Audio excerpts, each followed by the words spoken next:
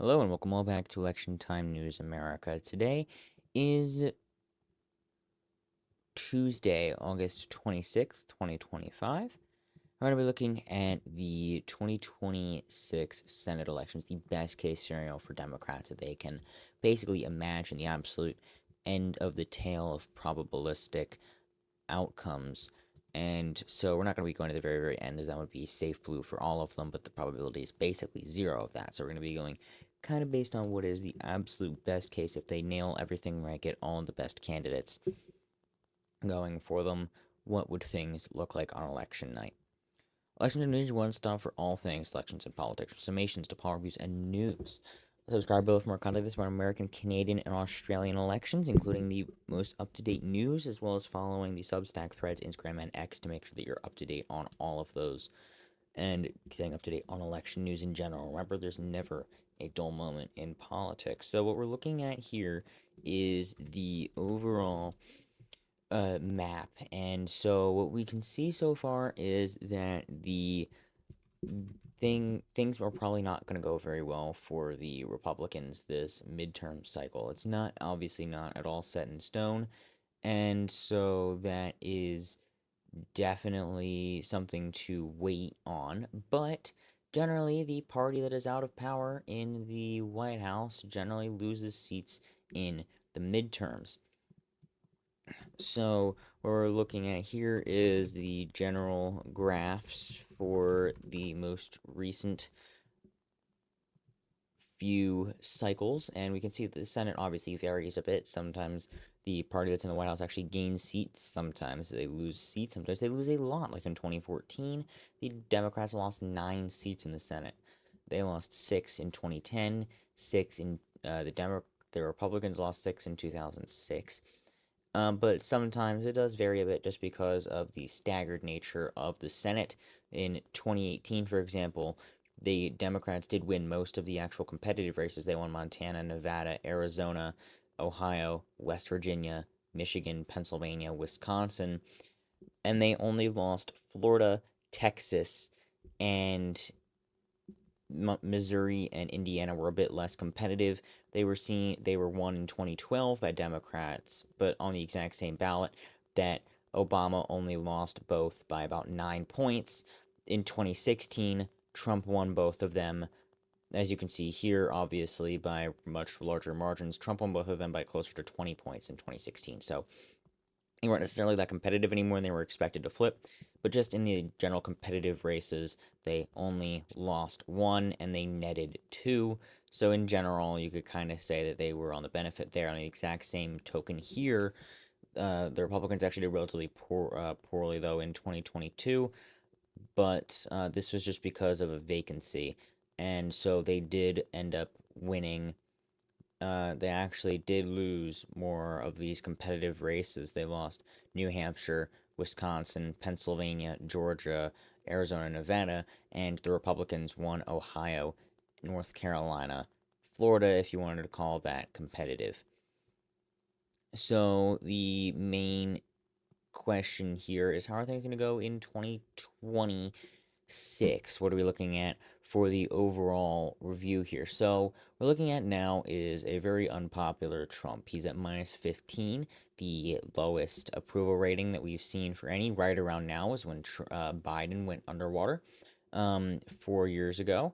And so, based on that, what we're going to be looking at is the basically we're going to be watching to see how quickly things continue to drop for him. And if they do continue like this, then obviously that's going to hurt um his chances of being able to hold on to things, like they were very hurt in 2018, obviously by a lot of issues. You can see right here, Trump's first administration was much more stagnant, but they're just a bit smoothed out. Um, you have a lot of polls but for Trump's approval rating. But at this point, Obama was +6, Biden was at 0, Trump's first administration was at -14, currently he's at -15. And he's also underwater in quite a few states amongst all adults, though. With 2024 voters, he is more disapproved than approved. In all of the states that voted for Joe Biden in 2020 plus North Carolina. So essentially, this is basically not good for the Republicans in general, but as you can see in a few other, and actually it's closer to around -4. There was a poll done not too recently for looking into Mary Peltola potentially running for Senate there, and they found -4 approval rating for Trump in Alaska. But what we're looking at is basically how will things go in the Senate in 2026. It's going to be an uphill battle for the Democrats here, obviously. As you can see, they do start off with more, but there are more seats that are up. A lot more seats are up for the Republicans than the Democrats. So even though they do start with an advantage, it's only by 3 seats. And once you start getting to all of the states that are held by Republicans versus all of the seats that are held by Democrats, then things start to look a bit more difficult for the Democrats to be able to pull things together. And if you look at the state breakdown, it gets even worse. States that were won by Trump in 2024, you get down to that's 2 right there. You get down to 45 seats. How about ones that were won by Kamala Harris? I should drop this down here. Kamala Harris by less than double digits. Then you're dropping down to all the way down to 41 seats. All of these were in states that were, oh wait, New Jersey as well, 40 seats. And then there's also the lack of incumbency in Illinois, but that's not going to matter that much. It's a very blue state. So the only real pickup here for one that Kamala Harris won is in Maine, and that still leaves 52 states that Donald Trump won with a non-double digit margin is now this time around only North Carolina. So that's down to 50, that's still 51 seats for the Republicans. It's going to be a very difficult uphill battle for them this cycle, to say the least. But either way, that still doesn't mean that they're not going to be able to pull off a win. Looking at here is the general forecast, and so from that we have the we have a few projections, a few guesses right now, but what happens if we shift the national environment a few points? Right now it is only at -0.5. What happens if we move it to -4? This will definitely shake things up a bit. In 2020, the national environment for the Senate was 2.3, R plus 2.3. So definitely going to be a large shift towards the Democrats, and you can already see that in quite a few races. But even this isn't as far as things are definitely going to end up going, as Democrats are going to end up doing better on a case-by-case basis. We'll be getting into that in a little bit. So what we're going to be looking at is some Senate polls on RCP as well as odds on Kalshi, and then basically just going with the just slightly distorted version -4 national environment or so. Here we go. Starting off with and going in alphabetical order, since it's just listed like that, Alabama would still be a safe state. It's going to be an open seat, though, which is going to be because Tommy Tuberville is retiring to run for governor. So that's going to be an open seat, first open race for the seat since 1996. And so, based on this now, that's basically just one safe seat down. Alaska's going to be next. In the best case scenario, they would definitely get Mary Peltola into this seat. She'd be able to pull off a win by not a very large margin, but she was able to win in 2022 by almost 10 points. Yes, it was against Sarah Palin, but it's still a very large margin of victory. A whopping 10 points, basically. That is 9.96%. So 9.92. So that is still a very large margin for any candidate to have won, especially for a Democrat. That's the last time that Democrats won a race in Alaska statewide in the House. Basically hasn't happened. So last time it got close was 1992, but other than that, it hasn't gone blue in the House all the way until 2022.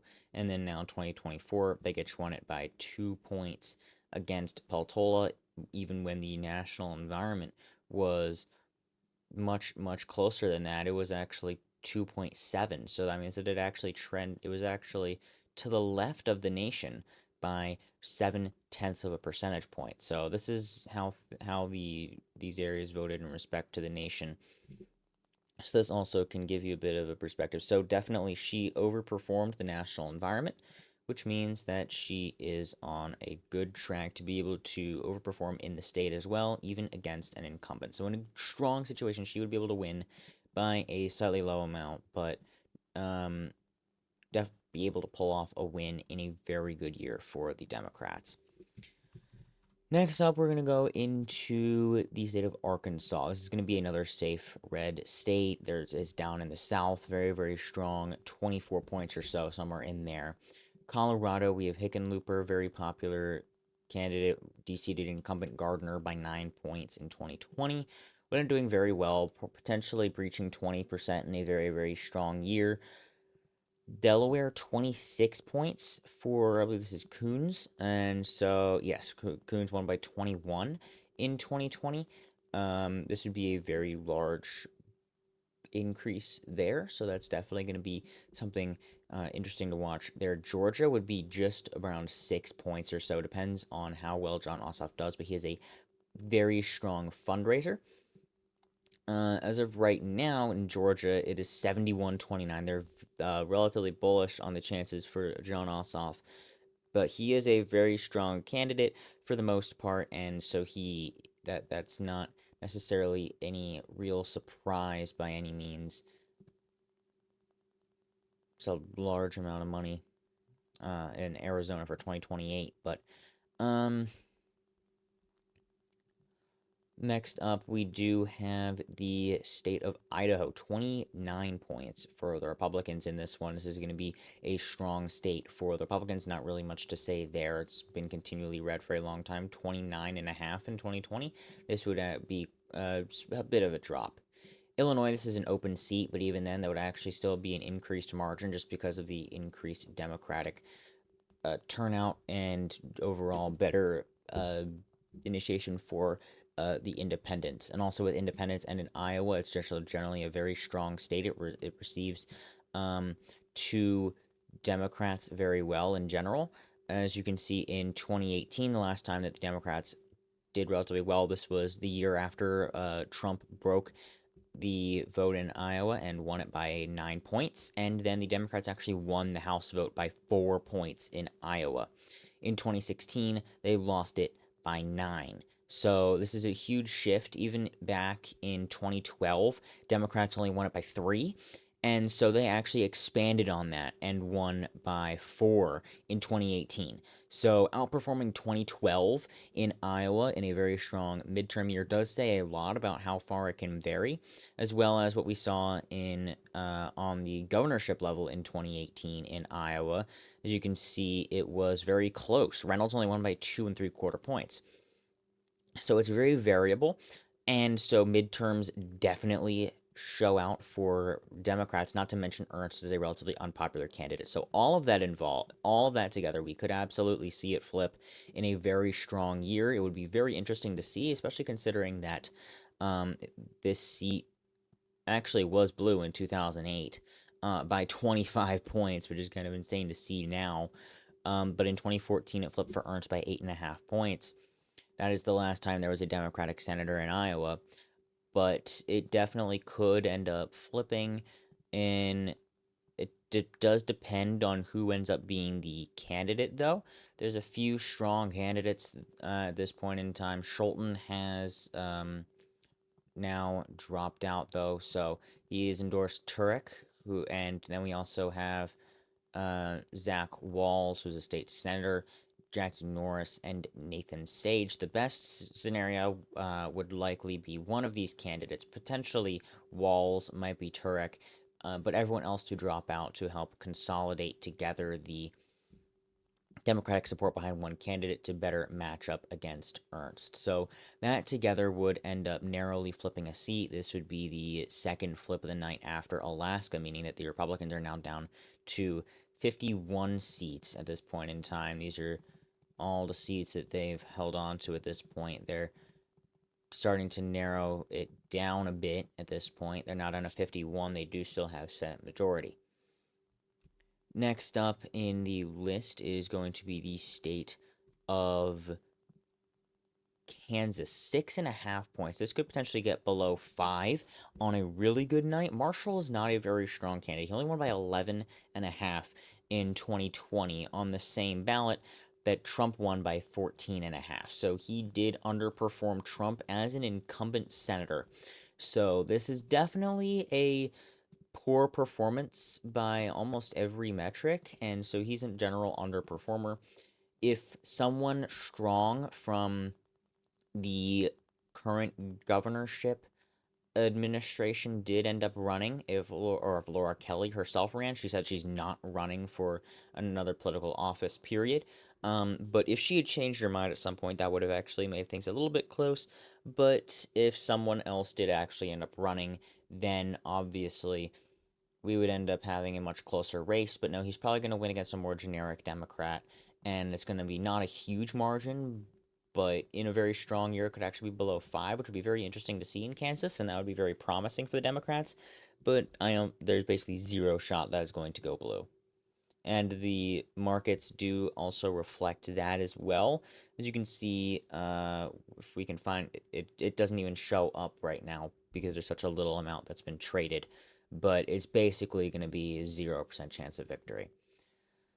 Kentucky and Louisiana, right around 25 points each, even in a very strong year, they're going to be very, very red. Even if, and that's actually quite a bit of an expansion from McConnell. He was a very unpopular incumbent. But even if Bashir runs, the difference between governorship races and something I see a lot from Democrats is that they want Andy Bashir to run, and the difference in nationalization of these politics is completely different. That's why you end up with these problems here, these candidates that might do well on one region that don't do very well in the other when they're trying to step up to the national stage. As you can do well on the state level, but if you go to House, Senate, President, it's completely nationalized, and they're not able to do that well. So that's why even if in, the lieutenant governor of Wisconsin runs against Ron Johnson and ends up losing by exactly 1 percentage point.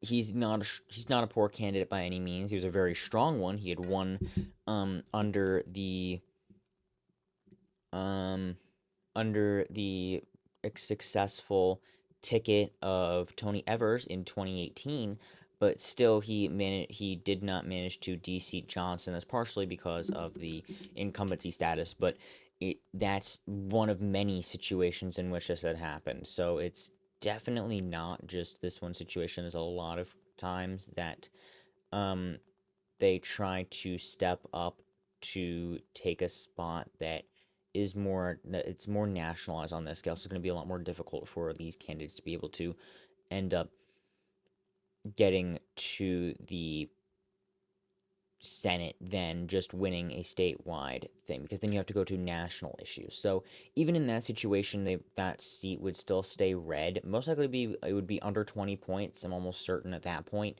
but it'd probably even be still above. It would be above 10 even at best case scenario. And Louisiana's just Cassidy most likely is going to win re-election there. There's not much of a contest by any means in the state of Louisiana. There is interestingly a primary challenge by the Louisiana State Treasurer, but there's not much of a chance that that's going to do much. They're going to compete a bit, but basically that's just going to end up dropping out entirely. And then we're going to end up with the Democratic primary, former governor of Louisiana, Edwards, and that is not going to go much of anywhere, though, because it's a very red state. So essentially, that's just going to be a safe red state. Nonetheless, Maine is going to flip. Now, this is with the new challenge of, in a very strong year, the Democrats would focus very strong on it, so that's going to probably be above 5 points. This is with the new entrance of the um, Graham Plattner. If he does end up winning, he is a more populist esque Democrat who is joining this race. And so that's going to end up helping the Democrats to be able to potentially take down Susan Collins, even though she was expected to lose in 2020. And then she ended up winning by 8 on the same ballot that Joe Biden won the state by almost 10 points. So That is going to be something interesting to watch. Is going to be Maine, but on a very strong year, the Democrats would be able to flip that one, adding up to 3 flips for the night at this point in time. Massachusetts, almost 40-point margin for the Democrats here for Markey. And then Michigan, 5.2 points. This is going to be a relatively strong margin here. Peters only won by 1.5 against John James. Most likely he's going to end up being the candidate again. Even though Gary Peters is retiring. But any of these candidates are relatively strong. You have Haley Stevens, who's not that poor of a candidate. Mallory McMorrow is in the Michigan Senate. And we have the candidate for governor here, Abdul El Sayed. So all of those are relatively strong candidates there as well. Republican primary most likely is going to be Mike Rogers, who did end up doing very, very well against Alyssa Slotkin and only lost her by 19,007 votes. How many he'd need to win. And so that is going to be a large challenge, but in a very strong blue year, they'll be able to maximize turnout in the Detroit area and generally just do better in the rurals as well, so they'd be able to win with a relatively strong margin. In Minnesota, that would probably be over a 10-point margin for the Democrats on a very, very good night. Tina Smith is retiring. That's another retirement for the Democrats there. One that they were relatively sad about. But Penny Flanagan is the lieutenant governor of Minnesota. She's done relatively well there in those races. And Royce White is a relatively somewhat controversial candidate, but he is the one who made Amy Klobuchar put up her worst margin yet, only 15 points. In 2018, she won by 24. In 2012, she won by 35. In 2006, she won by 20. So that's actually her lowest margin yet of quote unquote only 15 points, even though that was actually basically that was actually safer than Maryland's race. And so that is basically the tale in Minnesota as of right now. We're going to have to see how these continue going. Mississippi would actually probably be right around 5 points. Hyde Smith is a very poor candidate. She only won by 9.98 on the exact same ballot that Donald Trump won the state by 16.5. That is a 6.5 point underperformance. So she's not a very strong candidate in any on any metric. Her war rating is minus 9.5. She underperformed the PVI by 14.25, so very not popular. Depending on the candidate, could potentially end up going by under 5, but it depends almost entirely on who that ends up being. Montana would probably be just under 10. Now, we do have officially that defeated candidate John Tester will in fact not run, so there's not really anybody who's here right now. We have a former state representative who's running versus Steve Daines. If we did end up having the Bullock running again, then potentially things could get a bit more competitive again. He was the former governor of Montana. He won his most recent election in 2016 by 4 points against current governor Greg Gianforte, who then came back and won in 2020 by 13 points. But he's a relatively popular governor, and that's why the margin was down to 10 points in 2020 in the first place. He could potentially make things a bit more competitive, would probably actually be a bit lower this time, but that is going to end up still being a Republican win nonetheless because their name is not John Tester. And even that wasn't enough in 2024, as we obviously saw he lost by 7 points to Tim Sheehy. Next, we have Nebraska, which actually this would be a narrow win for the independent Dan Osborne in a very strong blue year. Now, we have to see a lot more, but he did very well in 2024. He only lost by 6.5 points, and compared to the national popular vote that actually is a bit more to the right. So that actually means more than that. They actually voted to the right of the nation as a whole, 7.5 points to the right of the nation, which means he's a bit. He's not necessarily terrible at all, though. He won that election right there by 7 on the same ballot that Trump won by 20.5. So statewide, he does very, very well. And you can also see that he does pretty well even in some western regions, very, very rural. He won 4 counties. So that is the best independent candidate in Nebraska Senate race, even outperforming George W. Norris, who won as an independent in a 3-way race. So the best performance for an independent candidate. So he is a very, very strong candidate, and especially in such a red wave year as 2024, with this Senate map being basically geared up to benefit Democrats in every way possible, they only won the popular vote by 1.4%. In 2018, the last time that map happened, they won by 20. So obviously, there was a huge change here that definitely helped because every single vote out of California was a Democratic vote in 2018. Yet in 2024, there were 6 million votes for Republicans. Meanwhile, in 2018, there were zero. So that is an automatic 6 million vote gain for Republicans, which is definitely going to help, considering there's only 100 some million votes cast. 109 million looks like. So that is going to definitely impact things. But generally speaking, also with New York being a lot lower in 2018, it was 34 and it was only 18 in 2024. It was 11 in 2018 and only 10. That's actually not that huge of a drop. 24 in 2018, interestingly enough, but that only dropped to 20. Texas expanded a huge amount for the Republicans. As you can see, O'Rourke did a lot better than Allred did, even though Allred did actually get 5 million more Democratic votes. So we can see, obviously, is that the national environment was very red, but even then, he still did very well. He only lost by 6.5 points against an incumbent, and Pete Ricketts is most likely going to be a bit less of a liked incumbent there.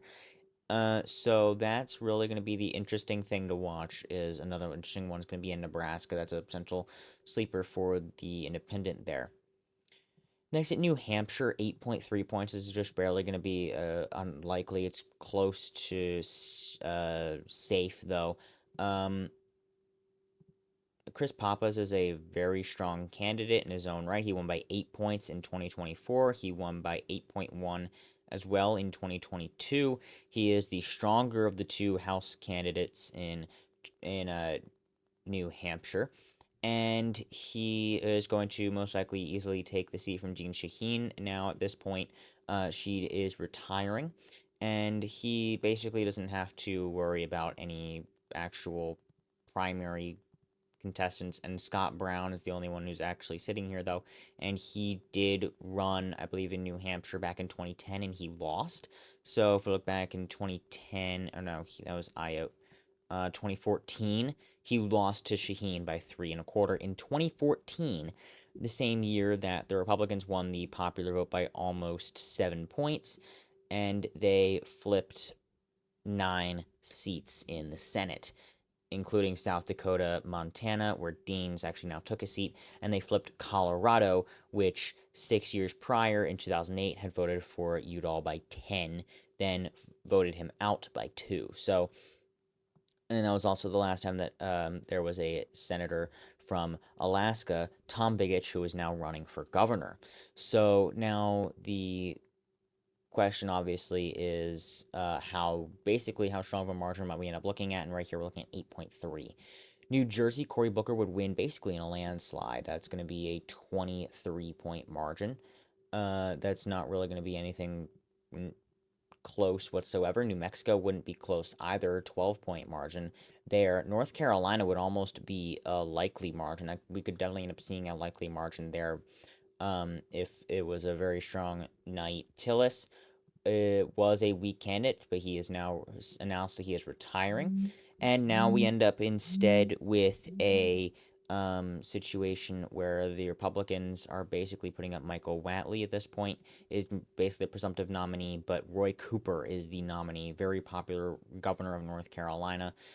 He just left office this past January, so he is the nominee now. He was very well liked. He won his elections by quite a strong amount. He won by 4.5 in 2020 on the exact same ballot that Donald Trump won by 1.5. That's a 6-point overperformance, and by a 1/4 point against incumbent McCrory, who won by 11.5 on the same ballot that Romney only won by like 2 points in North Carolina in 2012. And then in 2016, he flipped it on the same ballot that Donald Trump won the state by about 4. So obviously he's a bit of an overperformer. He continues to do relatively strongly. He's a well-liked candidate, so that could potentially end up being very, very close on a good night. Oklahoma is going to be a safe margin. It's still going to be even over 25 points, even on a good night. But Oregon's going to be almost as blue as Oklahoma is red. Rhode Island is going to be a 39-point margin, which is going to be a very strong margin there, to say the least, for the Democrats. We have serial overperformer here in Reed, who won by 33 in 2020 on the same ballot that Joe Biden only won it by about 20. South Carolina would probably be basically a mirror, be around a 10-point margin.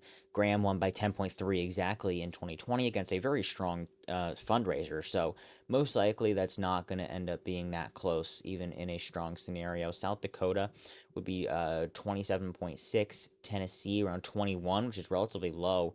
But now we currently have not retirement from here, but Marsha Blackburn, the other senator, Bill Hagerty is in fact still running, and there's actually literally nobody on the Democratic side right now. But that would still end up being a relatively low margin, especially for Tennessee. Texas would actually be, interestingly enough, dead even. But on a very, very, very good night, we could potentially see the Democrats end up actually flipping Texas. But um, more likely than anything else, the Democrats would end up losing Texas narrowly, and so for that, they're going to end up narrowly end up losing that one. Colin Allred's a relatively strong candidate, but not so strong to potentially be able to win in Texas, even though it is a very volatile state, though you do end up having Cruz only winning by 2.5. But Cornyn is a relatively strong candidate, and Paxton, even though he's slightly more conservative, he'd probably end up actually making up with more of the ultra conservative wing of the party than he'd be losing with independents. So he might be doing okay. Anyway, Virginia would be 18 points for Warner, which means that Democrats would take control of the Senate chamber 51 to 44 to 1 as of right now, with 4 more to go. And so that's going to be a huge strength there with Mark Warner, who won by 12 in 2020. West Virginia and Wyoming would be 38 and 39 points. There actually wouldn't be any 40-point victories here, interestingly enough. These would be pretty big drops from 2020. And the final two, the special elections, Ohio and Florida. Florida would be 2.3 points for Ashley Moody, a narrow, lean margin there. She would be able to retain that seat, though, as an unelected incumbent. And that is going to be from a large field of Democrats. That's probably going to end up harming them in the end more than anything else.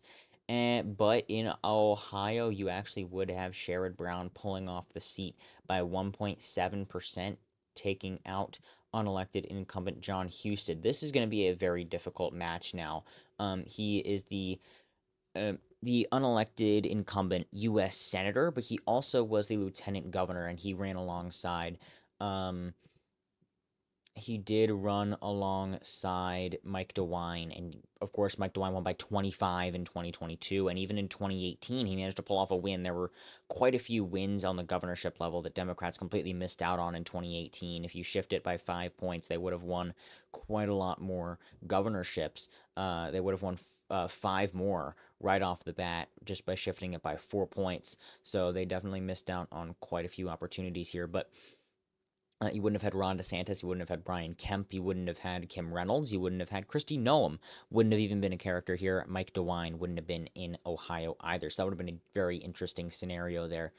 But Mike DeWine obviously expanded his margin quite a bit. If you compare the two, then you end up with quite an interesting looking map for everyone. I mean, basically everyone ends up losing. O'Rourke does better, though. Jones is better. Hobbs ends up winning the election. Polis ends up improving on his margin. Evers does better. Whitmer does better. Um, Mastriano, interestingly, does better than the competitor against Tom Wolf's re-election campaign. Lamont McKee, Healy, they end up flipping the seats, so obviously that's a huge amount. Mills is better, but DeWine improves by a very impressive amount of 21 points. Which is actually the third largest improvement on the entire map, behind only, interestingly enough, behind Kristi Noem and then Phil Scott, who narrowly won in 2018. By narrowly I mean 15, and then in 2022 he won by 47. But Mike DeWine's a very strong candidate, and so for that, obviously, John Huston is a very strong candidate, and so obviously he's going to be very formidable. But even then, the name recognition immediately of Sherrod Brown would end up winning in this scenario, so he would end up being able to pull off a win in even in the state of Ohio as it continues to trend towards the right. So finally, we end up with 52 to 47 to 1, and in theory, on a really good night, 53 for the Democrats, 46 to 1. This is basically the absolute best that could physically happen, and this would be amazing messaging. This would be the candidates doing the right things. This would be the right candidates. And I think at this point, even Florida is completely out of reach for the Democrats. There is a relatively large field. This is an interesting one to potentially talk about, but there's a relatively large amount of fields, but none of them are very strong. And the Florida Democratic Party is basically completely in shambles. So I'd be surprised if it actually did get below 5 in actuality. That would basically be floored, especially considering how close it was supposed to be in 2024, and then Scott ended up winning by 13. So it just ended up being very anticlimactic. So in the end, you just end up with a relatively strong map, 53-46, which is essentially a flip, except you actually end up pulling another Republican seat for incumbent independent Dan Osborne, wrong I word. And so this would be a huge change here. That would be 7 flips. That would be North Carolina, Maine, Ohio, Iowa, Nebraska, Texas, Alaska, and obviously this is not very likely at all. This is probably on the tail 1% of probabilities, if not less than that. Probably close to tail 0.1% probabilities. This is not my prediction. If you want to see that prediction, then they should check out my other videos. I do plenty of the more Senate predictions. And so make sure to subscribe if you're not already to get more of that content in the future. Thank you all so much for watching. Leave your comments and thoughts down below, and have a fantastic rest of your day.